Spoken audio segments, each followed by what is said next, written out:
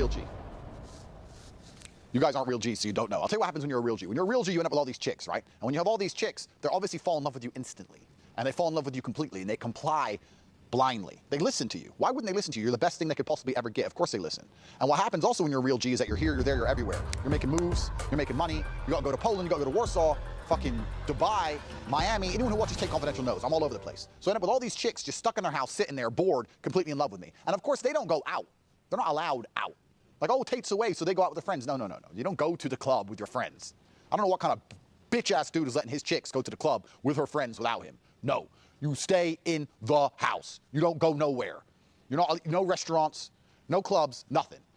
So because they have all these chicks sitting in their houses and they're bored, and I'm going here, there, and everywhere making money, they all end up coming up with the same idea. And their idea is this. Sooner or later, it's a full circle. They say, well, Andrew, they text it. They text a nice long text. And they say it in a way like, I'm going to be pleased with what I read. That's what's actually amazing. They say, hey, I've got a great idea, heart, heart. Well, what, bitch? What's up, brotherhood? It's your boy Allende from Authentic Alphas. And I have, I don't know if it's the man of the hour, man of the year, maybe the decade. Bro, I'm just surviving out here, bro. I'm surviving. Do you need any introduction?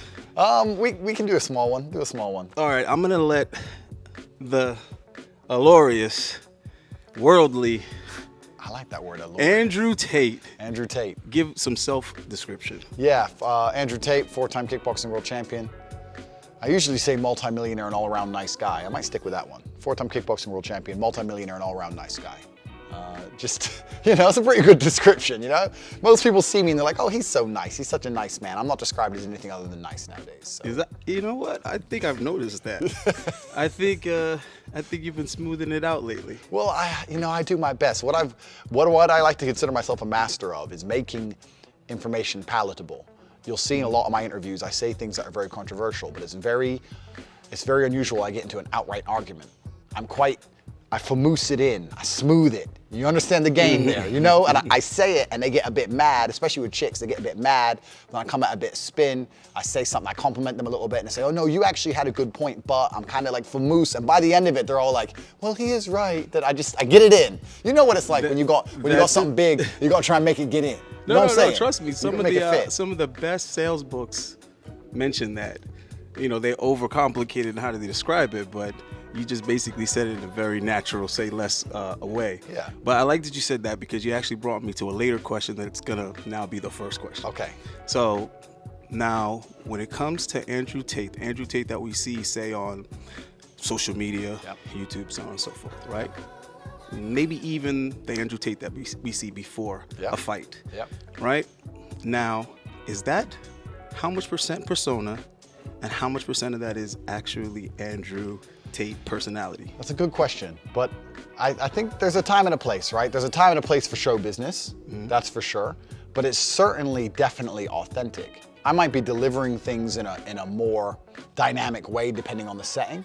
But all in all, that's basically pretty much what I'm like. Like, I'll turn up the heat if I'm sitting there with a bunch of bimbos and I have to get the fire through. When it's just you and I can be far more intellectual, more calm, and I can explain because it's a different setting, right? Like so there's a time and a place. There's a time and a place. It's like you're reading my mind, because the next thing I was going to say is when I first was hip to you, I was like, all right, like somebody put me on and was like, Andrew Tate. I'm like, who the fuck is Andrew Tate? Yeah. Because I'm like that. Like, I don't know who these people are. I don't watch the news. Yep. I don't really care. Yep. I'm still kind of somewhat stuck in my generation. Yep. As far as athletes. Don't Yep. ask me about none of these new kids. Yep. So I'm like, who the fuck is Andrew Tate? He's like, no, he's coming to Miami. No. So I'm like, all right, I want to know my shit. So let me go look this person up. And I started checking out some of your videos, and first of all, the arrogance was over the top. And but see, for me personally, that's what I gravitated towards the most. That's what I love the most. Yeah. And when I saw you about 15 minutes, I was like, that's who he reminds me of. He reminds me of fucking Archer. And that's my favorite comic or animated show is Archer. Yeah. And not so much the personality, but the level of confidence to the point where it's like he's arrogant, but he's not, because he's gonna prove that type of shit. That's right. Like in this episode, he's gonna do some of the shit he's talking about. That's Or he's right. done it in past episodes. That's right. So I don't know if it's arrogance when it's so backed up. 100%. And I thought to myself, this guy, he is really kicking down the door with the shock factor. Well, right? That's certainly a massive part of it, correct? Right. And I said, when you fucking said, I never saw Star Wars, what the fuck? I was like, okay, I do not believe that he's never seen Star Wars. He's definitely doing this for shock factor. Bro, He's getting our that part, attention. no, that part's true. Really? I have never seen. Because I've always wanted to ask you that. Have you really never seen I've Star really Wars? never seen Star Wars. I mean, I know there's a trash can. I know there's a couple. I know what basically happens. You know, good guy, bad guy, Death Star, Roddy Rah. I ain't never seen it. Okay. I've never seen it. I can't. You know why I can't watch it? Because I was a full grown ass man. And I'd never seen it. So you didn't want to go back, exactly. Well, I was like, well, maybe I should watch it. But then I watched all the super fans of it, and they put me off. Yeah, I'm not like that. Bro, I'm not even risking. I can't relate. I'm This not what that shit does to you? Yeah, nah. It's like seeing a crack advert. It's like, no, thank you, no, God. sir. Keep me away from that. So I've never seen it. It missed me, man. My uncle tried to introduce me to it, and I was like, let's do the other fun shit that we do. Let's go to the arcade and play Mortal Kombat. Let's go roller skate. I can't keep up with the Star Wars bullshit, but he tried to get me into it. But so when I saw that, I said, okay, well, is he really this much of an asshole?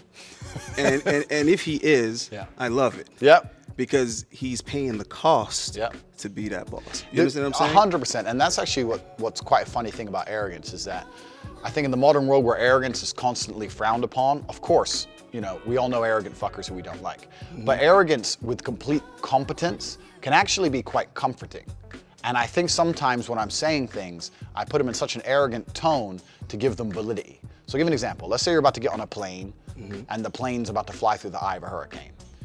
If I were to meet my pilot, I would love him to be an arrogant fuck. I'd love him to be like, bro, all I do is fly planes. Hurricane, please, I'm the G, I'm the boss. You're worried. What are you worried about? Hurricane, a little bit of nature. I got wings, bro.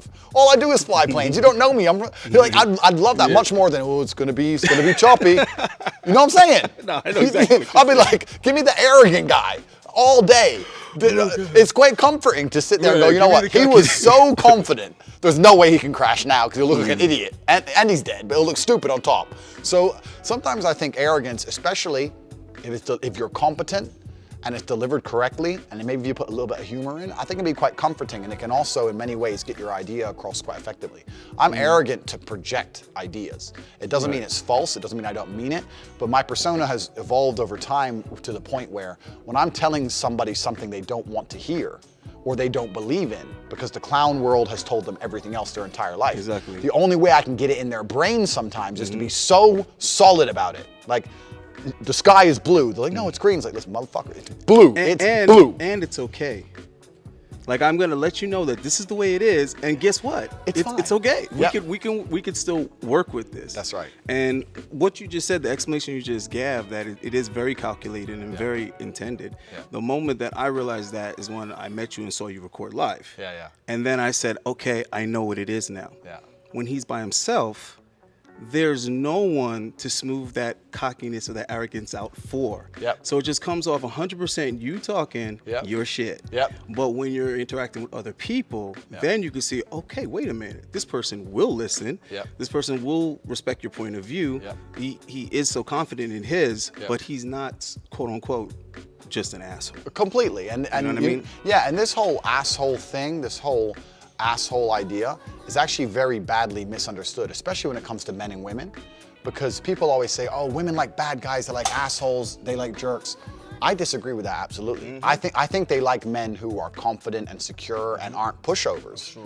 But it doesn't mean they like you being a jerk, right? The thing is, the jerk has certain qualities about him because they can't control him that they may be attracted to. But if you're a nice guy that they can't control, if you're a respectful guy they can't control, I think that's better. In my experience, I'm not a jerk to chicks. I'm a very nice, happy, hello, I'm a nice guy. That's what I observed. And you wouldn't think that when you're by yourself and you're talking. And yeah, I know. I give that image. No, but like I said, I appreciated that it was intentional. I thought that aspect of it was awesome. So, I mean, definitely. But even with the contrast between the quote-unquote nice guy and the bad boy, those are extremely big boxes to try to put people in. Of course. And it's very limited selection there. It's only two. It's only binary. Of course. But I think what's happening with the nice guy is his entire temperament or his setting is response. Yeah. it's not lead. Yep. It's response. Like Yep. whatever happens, it's like whatever you want, babe. Whatever you want. Yeah. And in every situation, believe it or not, that makes a female feel uncomfortable. Sure. And in contrast, the quote unquote bad boy, he gives off the aura of whatever happens, Yeah. I can handle it. Yeah, yeah, yeah. So every time she's worrying about something, which the female brain does at a hyper, rate, it's like, oh, but what about hey? Yep. I don't give a fuck. I'll Yep. handle it. And that bravado makes her feel like, oh, well, whatever it is, he's gonna handle it anyway. That's right. And I think every female needs that. Every female needs that. Completely, and I also think another thing about nice that a lot of guys make the mistake of, they don't understand that it's extremely disingenuous. And females can sense disingenuity. They have intuition. They have survival intuition. They can tell if like a guy is faking being nice because he wants to attack them. Like that's how they evolved. Right. And most dudes, when you're being that nice to a chick that you barely know, like overly nice, it is disingenuous. She knows it is. You know it is. Like you don't care about But her she knows that that we're much. different on a fundamental level. So when you get to agreeing and you act like you hate Trump too, she knows you full of it. Yeah, of course. Yeah, of course. She Of knows you full course. of it. Of course. Of course. And they respect you a lot more when you sit there and say, okay, Yeah, well, no. but hold on, because you gotta be clear with that. Yep. There is a delivery. There is a delivery that needs to be developed. Yep. It's not one size fit all, but every guy needs a delivery mechanism for truth. Yep. Think of your truth as the package, and you got to figure out what shipping company you're gonna go with. Absolutely. If you want that package to get there. You nailed it. You nailed received. it. You nailed it. And yeah. Delivery is super important, and a delivery style, and a delivery style that's authentic. Some guys use humor. Some guys use authority. There's different ways of doing it.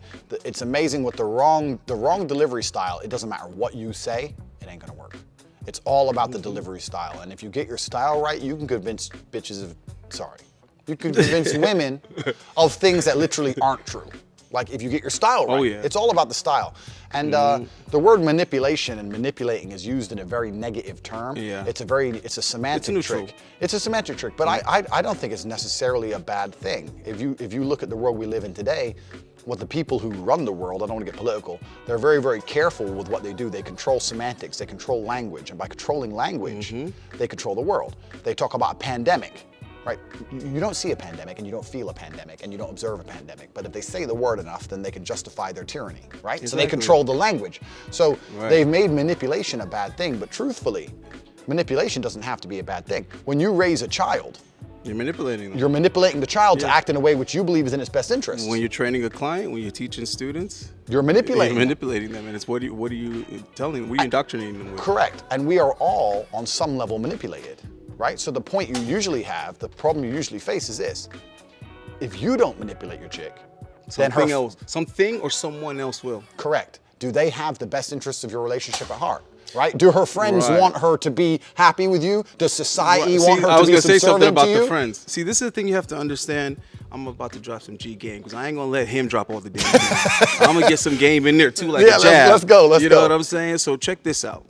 Just like he said, a woman is like empty vessel. Something got to go inside. Yep. You don't put something in there and take up that space, somebody else will, and it's going to be opposed to you, I guarantee. Every time. So now with the friends, keep in mind her friends are also what? Females. Always. So the same way you need to function in her life, providing something, believe this or not, you got to provide something for the friends. This is top tier game I'm giving you right now. Yeah. If you learn how to buy the friends cheap, and you can just listen. There's something that the friend might be going through or whatever, and you as a man, problem solving mind going, you could solve her problem same way you could solve your girl's problem. Yeah. So now you can either interject that suggestion or you can get that item, make that connection for her, give her that contact number, whatever. Yeah. You're basically bribing these heifers. 100%. And you have to play it smart. But that's a form of manipulation like what he's saying. But you're not doing anything sinister with it or nefarious. You're manipulating her friends to like you and see some type of gain. Because once you do it a couple of times, you don't have to be that consistent. Yeah. The fact that she thinks any minute now he'll hook me up with something. Yep. So now they're in favor for you as opposed to being out of favor for you. You just completely nailed it. There's a huge advantage to nearly all situations in life of being likable, but anyone who has influence over your girl, it's better off if they like you than if they dislike you. Exactly. You see it all the time, man. When people are arguing with their chick, it's her friends in their ear, her family in her ear, and you're combating all these forces. And this is why when I talk about manipulation, the point is that she's gonna be manipulated anyway. So it's better that you manipulate her. If you're a And 99% of men, I genuinely believe, just want a happy relationship with a loyal chick. You know, obviously there's the odd psycho, whatever. Well, I'm gonna get into that with you too. It's like he's in my head because you're beating me to all my questions, but no, it's beautiful. We're on the same page. Yeah, so I think that people fear the idea of a man manipulating a woman like you're gonna lead her down a bad path. But really, all you're gonna try and do is keep her out the clubs, keep her from being a hoe, keep her ass at home, doing good things and being loyal. So don't be afraid of manipulation because someone's gonna do it. So you're better off controlling your own game, manipulating your own. And I'm gonna add something to that too.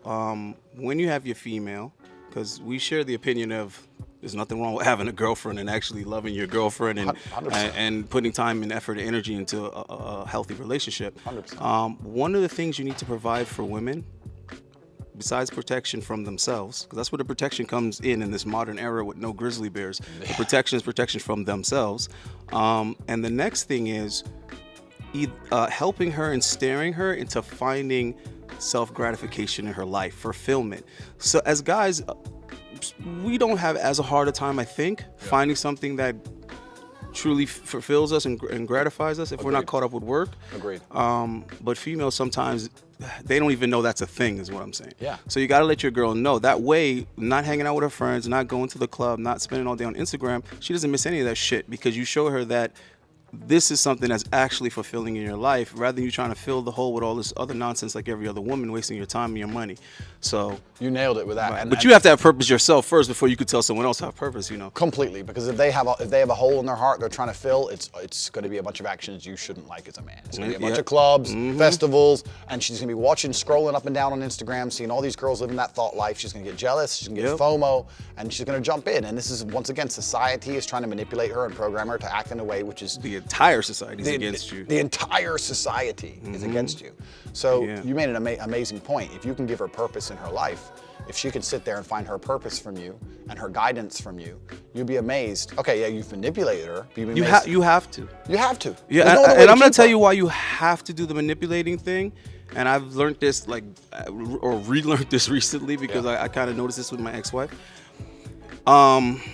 When you try to just tell them logically, like, listen, if you do, then later on, this is how you're gonna feel. Like at 40, this is how you're gonna feel. Then you're gonna be depressed about this. Then you're gonna feel a way about aging. You're trying to tell her, like, logically, what is gonna happen in the future, and they're never gonna see it your way.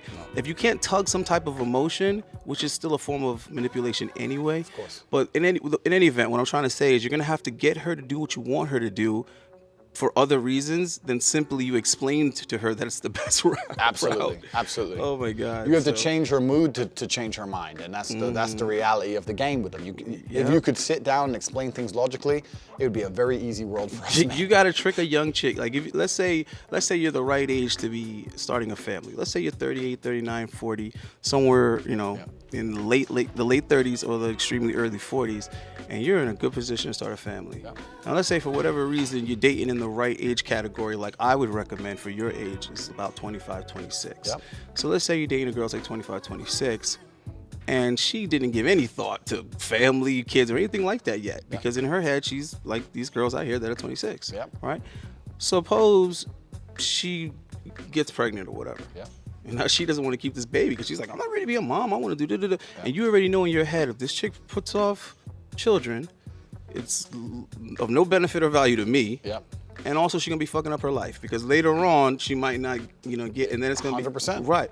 Now, are you wrong for manipulating her into keeping that baby when you know that's gonna bring so much joy and satisfaction to her life? Absolutely. And moving forward, it'll put things in the right time, in the right time order. So sometimes you gotta have to manipulate these chicks, or every time, I think. If it's long term, like in the short term, you shouldn't have to manipulate chicks, in my opinion. Yeah. Because then you're not on your attractive shit. You ain't smelling good enough. You ain't looking good enough. But I think in a long term, relationship wise, you have to, because it's too much of a risk to leave her up to her own devices. Absolutely. Absolutely. I don't want to quote any street shit, but what do they say? A girl without instructions headed for destruction. And it's to a degree, it's true, because they'll just latch onto something else and it's all a negative spiral. That's the truth. And the manipulation part comes in as a necessity because she will never agree with that if you said it to her. That's the thing about women, and it's like, damn, it's really hard to get them to accept something that we all, everyone else will agree and accept it, but they won't.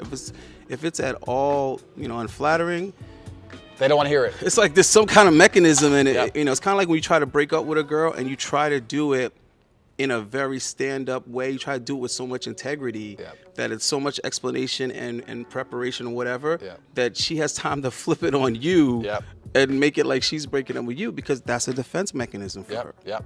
And she ends up doing it in a way that it's like, now you have to end on bad terms because she needed that so that she didn't feel like, what was wrong with me? I wasn't good enough, and drive herself crazy with insecurity. So she's like, no, I got to tell the story to myself.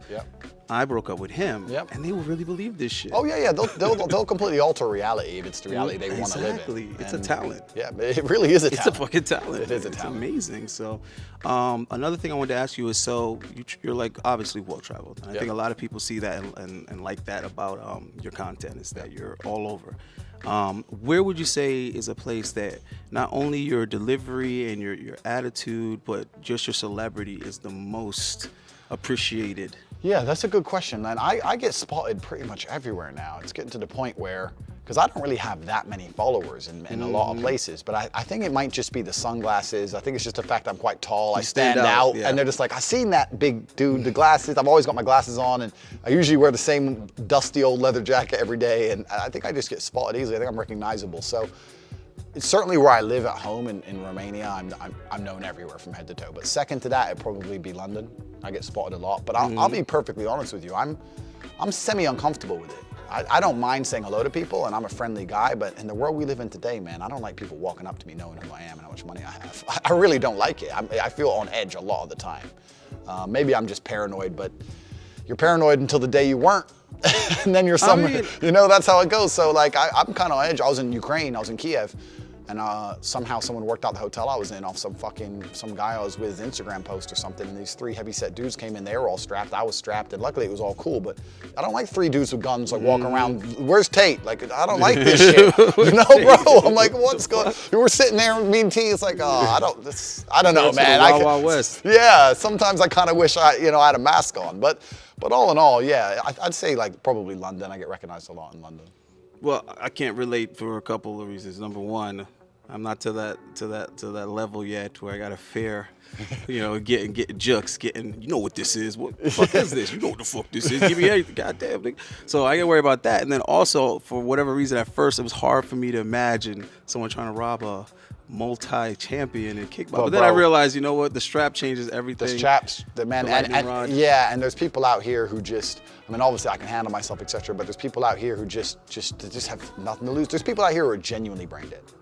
And like, and the problem is with a lot of situations about life, and I've experienced a few, is that there's no winning. Even if I survive. Yeah, exactly. You jammed up in the system. You got to prove that you ain't responsible for the manslaughter and the whole 9 yards. And you got to pay some money to somebody. You got to make a speech over here. I'm still breathing, but now there's bodies and there's especially in some of the countries I'm in. Like I'm going to start really restricting my travel. But man, I've been in like Ukraine, Russia. If I kill a Ukrainian dude and Ukrainian police turn up and Ukraine, and let's say one of the police officers' uncles knows that guy, I'm done. It's done. Doesn't matter what CCTV. They don't give a fuck. They don't care about the embassy. Done. And even now, America's getting like that, man. If the mob wants you, okay, Kyle just got off, but in most cases, if the mob wants your ass, you're in trouble. Like even the justice system here is getting a bit of, to a degree, it's mob justice. Like what's the public opinion? And if it's not that way now, I'll tell you, in 10 to 15 years, it's certainly. Oh no, they're gonna bring in a social rating system real soon. I mean, just all you have to look to India, look to China, and whatever type of communism they got going on, it's coming over here. Believe that. Yeah. But I mean, that's another thing that I think is interesting. The more money you make, obviously, more problems, more issues you're gonna have with your safety and more concerns. Yeah. But do you get more into the know?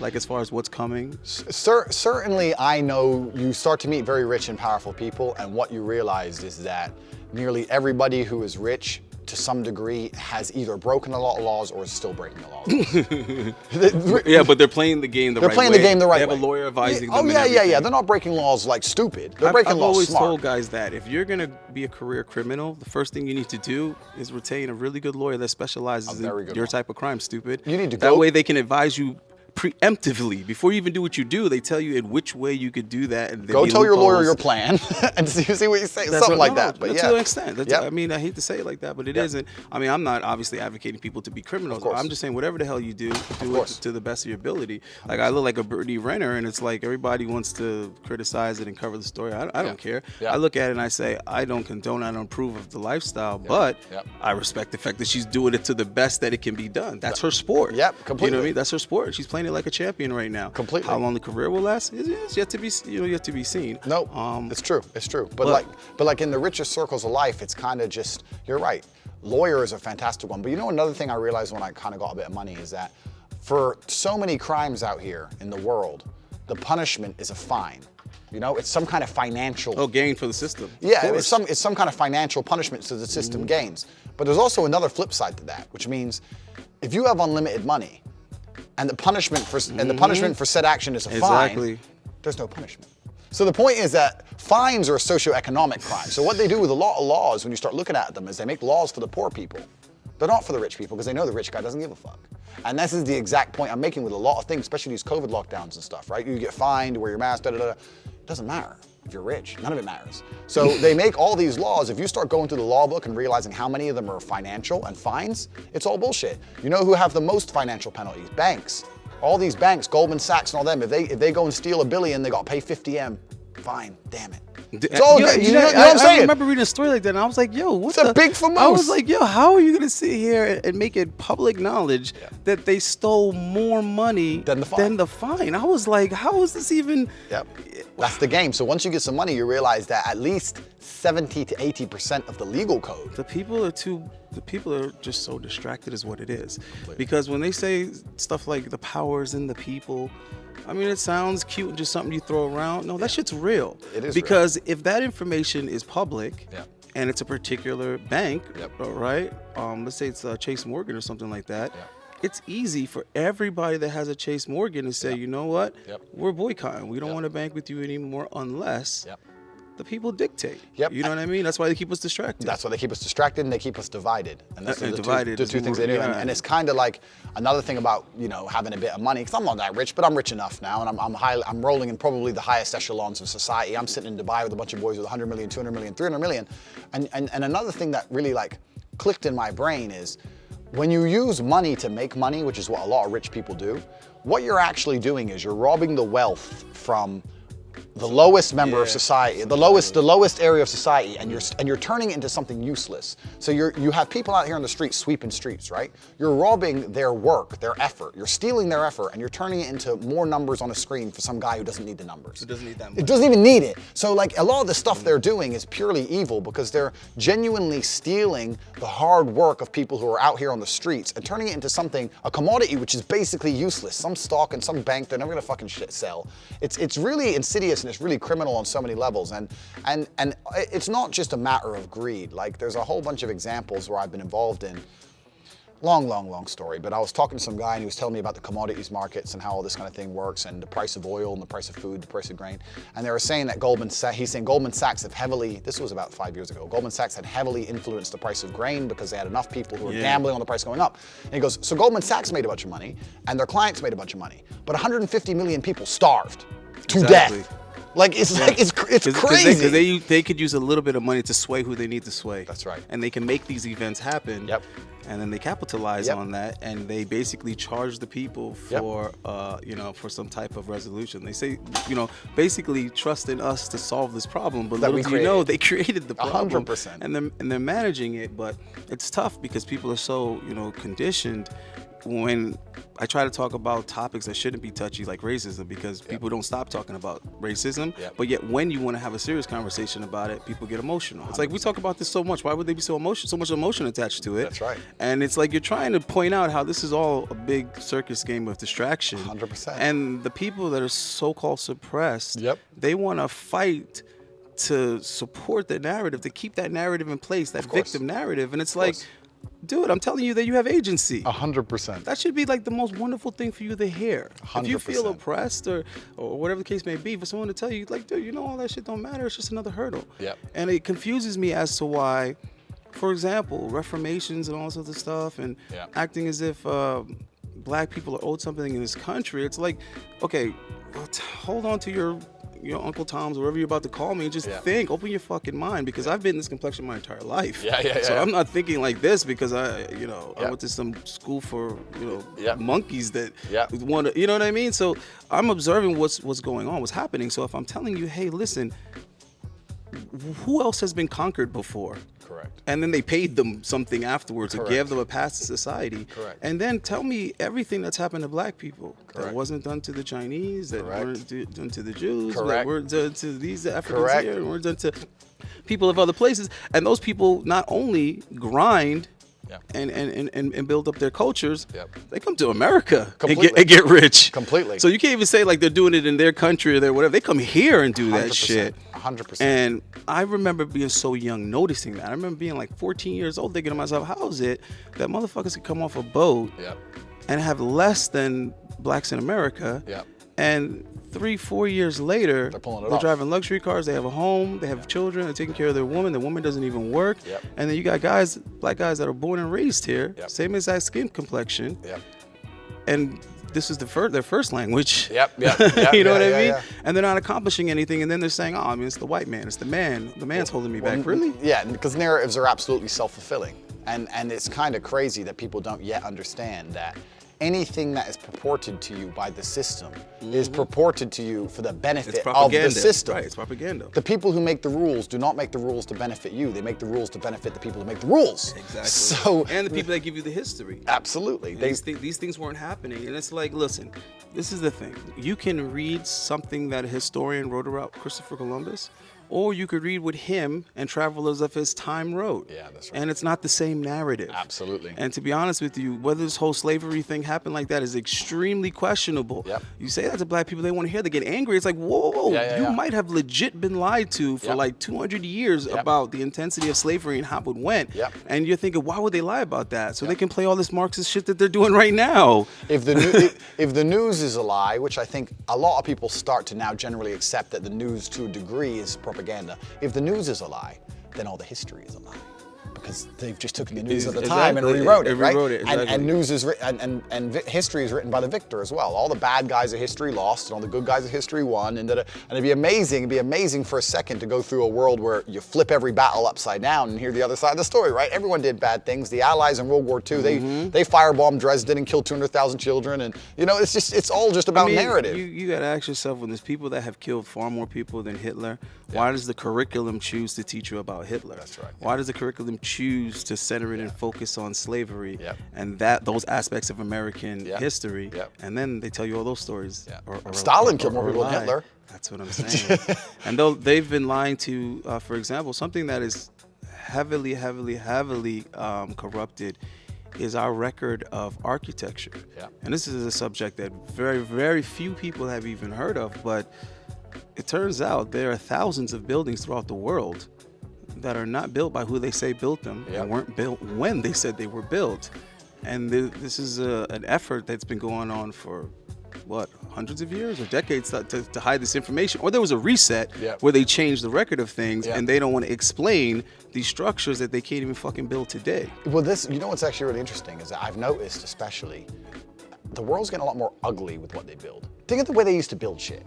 Like back then. But it was a different civilization. That's what I'm trying to tell you. It wasn't humanity of what we know it. It was someone completely different. And these buildings were inherited. And before anybody says, what the heck is Allende talking about? Just ask yourself some critical questions in your own head. When you see all these movies, all these depictions of medieval times, have you never stopped and asked yourself how the fuck they could build castles like that, That's true. but yet still be on horseback? That's true. How has that never been a question? Do you see look at this what is this popular thing that everybody watches? Game of Thrones. Look at Game of Thrones. You look at those castles. Yeah, man. It's true. How the fuck were they building those castles like that? And those castles are built into the landscape, the intricacy of it. Then they're huge, and then everything is way bigger than it needs to be. Say every doorway. If it was built for people like modern people, why would the doorway need to be 30 feet high? It's true. Why would the windows be 15 feet high? Absolutely. And why would the ceilings be? You know what? And you know what I want to tie this back to, because I actually said this. I know this is the third time I mentioned in that disease, that virus that exists, the pandemic. Sorry to keep going back to it, but I was mentioning this to someone the other day. I was saying, when you look in the history books describing this period of time, it's going to sound scary. Scary. Oh, well, this many people died around the world, virus, everyone had a mask on, you couldn't And travel, you couldn't like fly, that. and it's fine. You're living your life just fine. But when you read the history books, and 20 years from now, this is going to sound like the most scary period of human history. And your children, the way they're going to be taught in school, this is going to be the most scary period of human history. This is going to be like World War And they're going to III. use it to get people to do everything they comply. want. The same way they do what is the smallpox and whatnot. Yeah, you guys go read up and do some independent research on that. It turns out that the only people that were like getting smallpox were the people that were taking the vaccination. So think about that for a second. Wait a minute. You mean people weren't just getting it and dying? Because they make it seem like everybody was dying of it at this time. And what was the Black Plague? Not smallpox. Sorry, what was it? Black Plague. Black Plague? Yeah. But anyway, look into that, but it turns out that the population was not being contaminated at the rate they say, and it was the people they gave the vaccination. I really hope that the modern time we're in, I hope there's some kind of great awakening. Some people are too plugged into the matrix to ever be free, but I hope a lot of other people start to question everything and realize that there is nothing fair or just about the modern world. Every single thing, nearly on every single level, is a joke. Our justice system's a joke, our legal system's a joke, our medical system's a joke. Doctors are getting told what pill to give you before they even hear your case. It's all a joke. And you need to, when you're waking up to that, I know it can be scary, but I find a degree of comfort in not trusting anybody. I find a degree of comfort. Fool me. Yeah, like when someone comes at me and tells me a bunch of stuff, I have a bunch of comfort in just saying, you know what, you're full of shit. I don't give a fuck what pundit you are. I don't give a shit what degree you have. I don't believe you. And it's a you get back to yourself as your mental point of origin, and then you do your own research, and like you said, you find out a bunch of shit that people don't know. See, that's the one thing I was going to ask you is, once money stops being an issue for you, I think you start getting the luxury of being yourself. Like, your thoughts are your thoughts at that point. They're not pressured by anything. You're not like, you know what I mean? You're not in that fight or flight. You know what I'm saying? And you're not trying to like worry too much about if you're gonna make it or if you're gonna become something or what am I gonna do. So when you get that level of clear thinking, where's your mind then? Like, what's important at that time? Yeah, so I think with most people, first things I want to make this clear to a lot of people watching this. A lot of people think money is the answer to everything, and most people in the world who I've met who are rich should never have become rich. And I don't mean they weren't capable of it. I mean it was basically one of the worst things that could have happened to them. Because I really believe that to truly enjoy wealth, you need to be prepared for it. You need to have been broke. You need to appreciate it. You need to have been the man. You need to be physically capable. You need to be smart. You need to have some game. Like if you're 18 and you just hit a crypto pump, let's say you buy a coin, it blows up, bang, and now you're rich. You don't know anything about the world. You don't know anything about chicks. You're still a little scrawny motherfucker. Now you're just a target. You're just a target. Girls are gonna. Your mistakes are amplified now. Oh, yeah. Because money is an amplifier. Yeah, your mistakes have a budget. Money's an amplifier. Money won't change who you are. It'll amplify who you are. So if you're a little dork, now you're man, girls are gonna take you, you're gonna get rinsed for the rest of your life by chicks. You're gonna be trying to buy girls love and shit. It's over for you.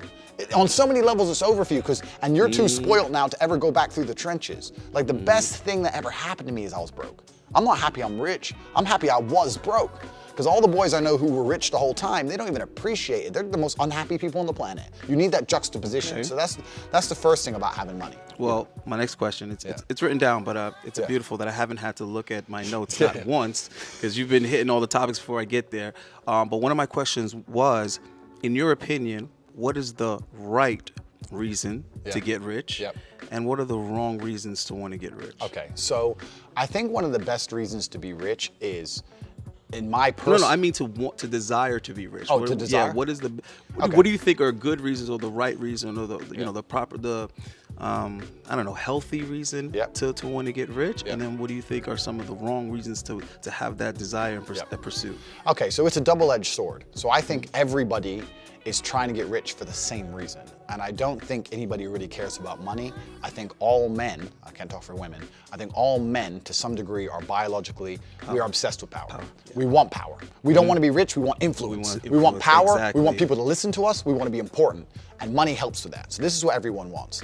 The problem with power is that it corrupts. And the reason that power corrupts is, I actually heard someone else say this, it was John McAfee, and it was extremely intelligent, so an amazing way to explain it. He said, why is every single person in power using it negatively? Why are they all corrupt?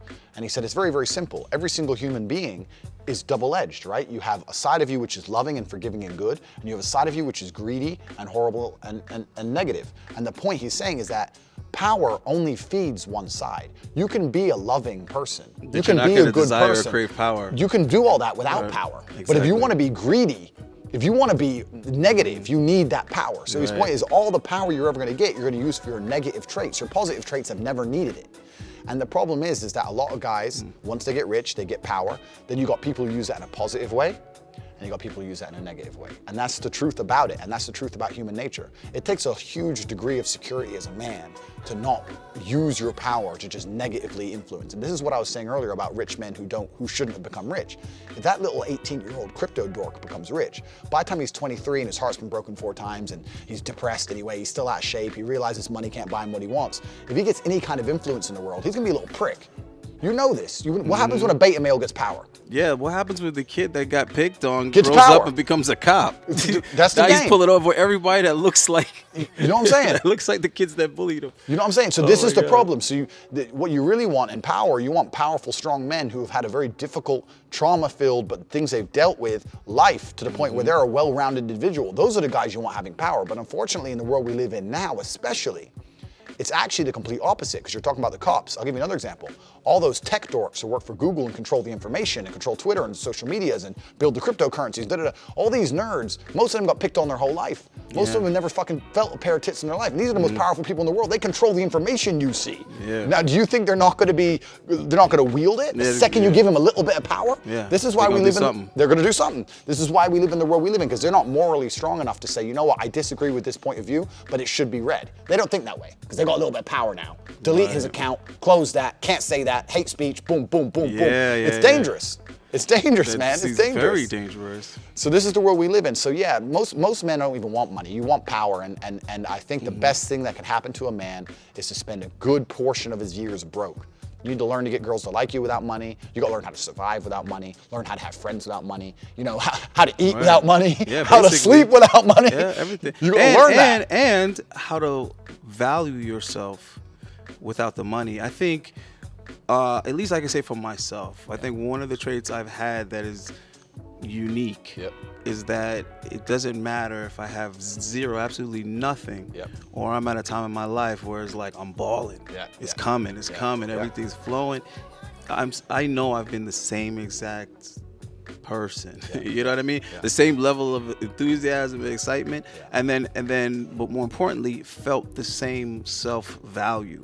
And I think a lot of guys, it's like it's a yo-yo, because 100%. When they're doing bad, it's like they view themselves how the world views them, how society views them. Like, worthless boy.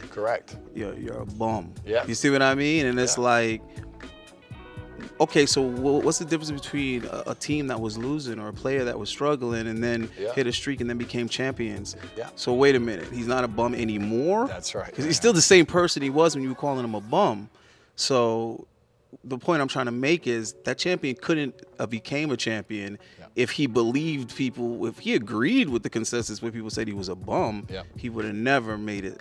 Completely. To that. And you know, it's kind of funny, like if I'm around very rich athletes, they very rarely talk about money. They'll talk about other, I mean, they usually know who the richest man in the room is, but they don't really talk about the money. They'll talk about a bunch of other subjects. But recently it was Art Basel here in Miami. I went to one of these NFT events, one of these crypto parties, and I got there, and all the people there were rich purely from crypto. They no skill. They hit the lottery, right?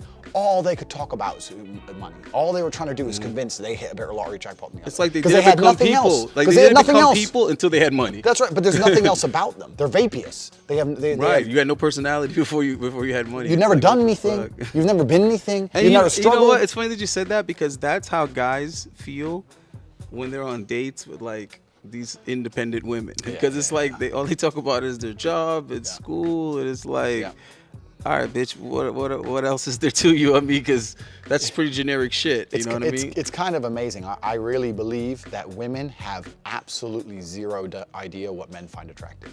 because they don't need to know, right? Because men will just fuck them anyway. But I really think sometimes when I have conversations with women, they don't have a clue what we want to hear. Because so many times they say the absolutely wrong thing. I'm like, well, but see, the is it problem, on the problem with purpose that or- is the girls who know are the wrong girls, and the reason why they know is because they've made it their business, literally their business, to know, you know, what's going on in his head, so she can manipulate him and she can play the narrative that is gonna be effective. It's true. And yeah, to an extent, that's a good thing in the sense if that man wants to pay for that, he wants someone that can have an Oscar-winning performance. Yeah. He knows it's bullshit, but he wants the ride.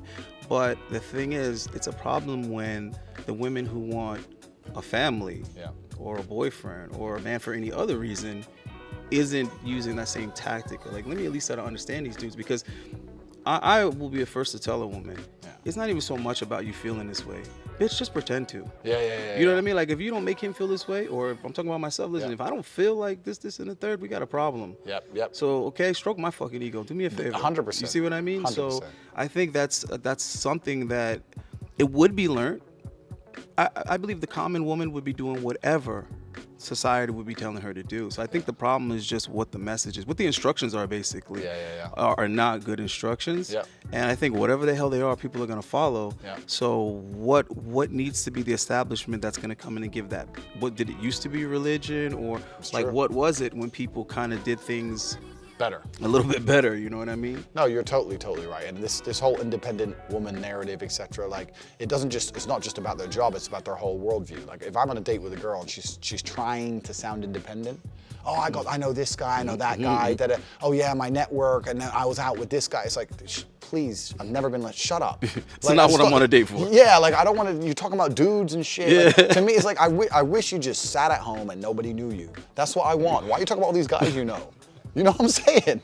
Like, oh, but he's my friend. Oh, yeah, now he's your friend. Please. Or when they tell you how busy they are, it's like, I want you to be available to me. Or they tell you about how much they traveled, and I'm like, sounds like you were getting dick all around the globe. That's right. That's right. That sounds more like what I want one of my boys to tell me. I want one of my boys to be like, yeah, man, so anyway, I was just in Spain. Yeah, I was in Madrid. This fucking girl, let me tell you. Like, that's interesting coming from another guy, but from a girl, it's like, ew. It's the worst thing to hear. That's right. Ew. Now, you look on an Instagram page, and it's all these different destinations. You're just like, look, I know no matter what lie you come up with, you did not pay for that. Like, it's just some other dude did, and it's the life. It's crazy that guys are so, shocked with that. But then again, I know I'm using different lenses. I know you're using different lenses because you're past.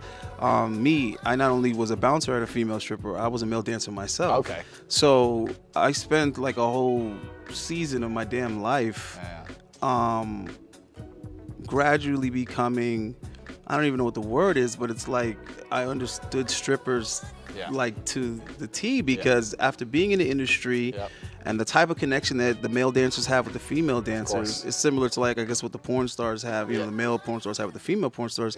Only you can really relate to one another. Like, you can't date a normie. It's just frustrating. Because, like, if she's going to go on a date with a client, like, I don't give a damn, because I already know she's not smashing the dude. And when the bread comes, I lean over and it's my cut. Yeah, so, that's right. You know, it's a beautiful thing. And, like, to some of the guys are like, what? That's not, see, that's not pimping. What that is that's making her feel, that's for her sanity. Believe it or not, if you're dating a girl that's a dancer or does whatever, any type of sex work or whatever, let her spoil you. Let her buy you gifts. Let her do that, because what that allows her to do is feel comfortable with what she's doing. With what she's doing, it's not alienating you. Right, in regards to you. That's an unspoken way of her knowing that you're cool with it.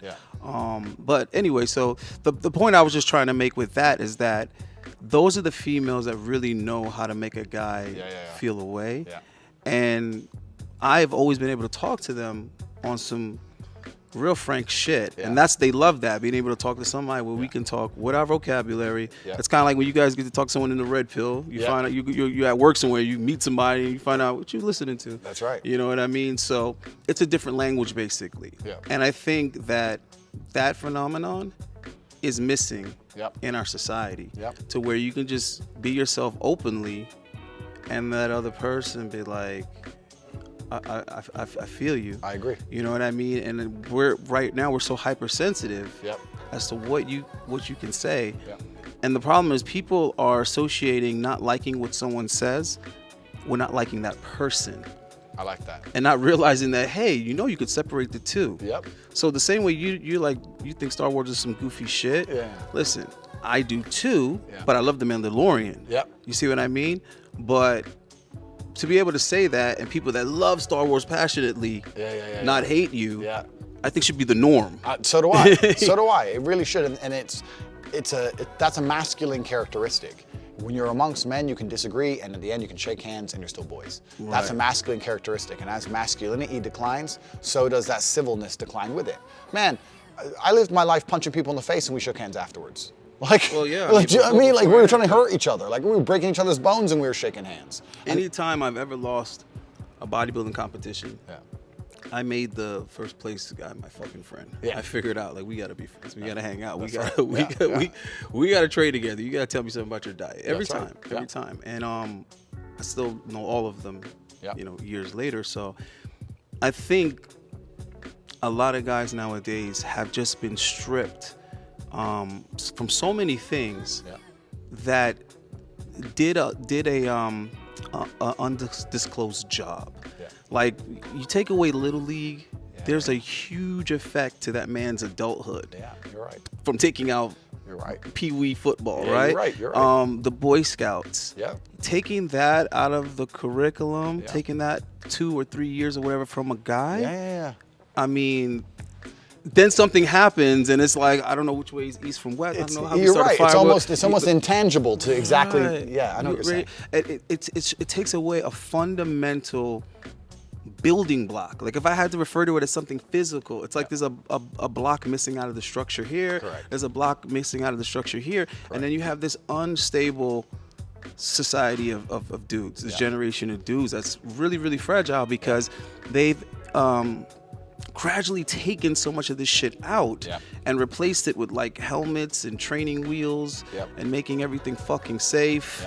And you can't say that because it might hurt somebody's feelings. And we got to get bullying out of the school. Like, there's so many people that are strong and successful and tell you it's because they got bullied. You know what I mean? That's right. And that's a father-son moment anyway. And that father-son moment can't be had because the first thing we started taking out was the dads. So it's not just the fatherlessness. I feel like it's the institutions also, because where is the rite of passage for these young dudes? Completely. Where's that line that they're crossing? Completely. And it doesn't even have to be spoken. There's an understanding that I crossed this line and I came back. You're completely right. But if the system allows men to be raised with morals and principles, then it's pretty hard for the system to trample all over our morals and principles. So they don't want us to have any, right? They want us to be semi-depressed, arguing with the guy next door to us because he's a different political party or color, and sitting there arguing with our wife over some dumb shit and just distracted and divided. Right. This is why they make sure that women and men cannot get along. So they make sure the blacks and whites can't get along. The Democrats and Republicans can't get along. Nobody can get along. But the truth about it is, you said the power's in the people. You said the power's in the people. You said the power's in the people.